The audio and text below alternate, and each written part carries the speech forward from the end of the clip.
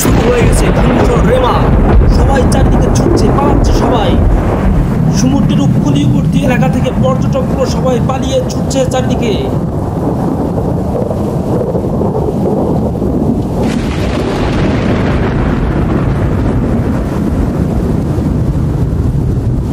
বাংলাদেশে অশনির প্রভাব জানতে অপেক্ষা কাল দুপুর পর্যন্ত। শক্তি বাড়িয়ে ঘূর্ণিঝড় রূপ নিয়েছে প্রবল ঘূর্ণিঝড়ে। কক্সবাজারের সাগর উত্তাল, উপকূলীয় জেলায় গুড়ি গুড়ি। বাংলার উপকূলে আঘাত হানতে চলেছে বিধ্বংসী ঘূর্ণিঝড় রেমাল। ঘন্টায় সর্বোচ্চ 100 থেকে 120 কিলোমিটার পর্যন্ত বায়ুর গতিবেগ নিয়ে ইতিমধ্যেই চট্টগ্রামে শুরু হয়েছে বৃষ্টি।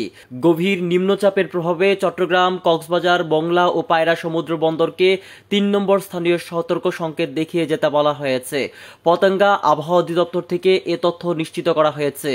আজ সন্ধ্যা থেকেই সম্ভাব্য ঘূর্ণিঝড় রেমালের প্রভাবে সমুদ্র তীরবর্তী ও আশেপাশের অঞ্চলে মধ্যরাত থেকে পুরোপুরি প্রভাব শুরু হতে পারে। সেজন্য 3 নম্বর স্থানীয় সতর্ক সংকেত দেখাতে বলা হয়েছে। নিম্নচাপটি এখন গভীর নিম্নচাপে পরিণত হয়ে আবারও ঘনীভূত হয়ে শক্তি সঞ্চয় করছে। ধেয়ে আসছে ঘূর্ণিঝড় রেমাল। বাংলাদেশের খুলনা ও বরিশাল বিভাগের উপকূলবর্তী এলাকায় সজোরে আঘাত হানবে 2024 সালের বিধ্বংসী ঘূর্ণিঝড় রেমাল। ঘূর্ণিঝড়ের আঘাতে উপকূলবর্তী জেলাগুলিতে প্রচণ্ড ক্ষয়ক্ষতির আশঙ্কা রয়েছে। প্রচণ্ড শক্তি নিয়ে ঘূর্ণিঝড় রেমাল ছুটে আসছে দেশের অভ্যন্তরীণের দিকে। প্রচণ্ড ক্ষয়ক্ষতির আশঙ্কা। বাংলাদেশে অশনির প্রভাব জানতে অপেক্ষা কাল দুপুর পর্যন্ত। শক্তি বাড়িয়ে ঘূর্ণিঝড় রূপ নিয়েছে প্রবল ঘূর্ণিঝড়ে। কক্সবাজারের সাগর উত্তাল, উপকূলীয় জেলায় গুড়ি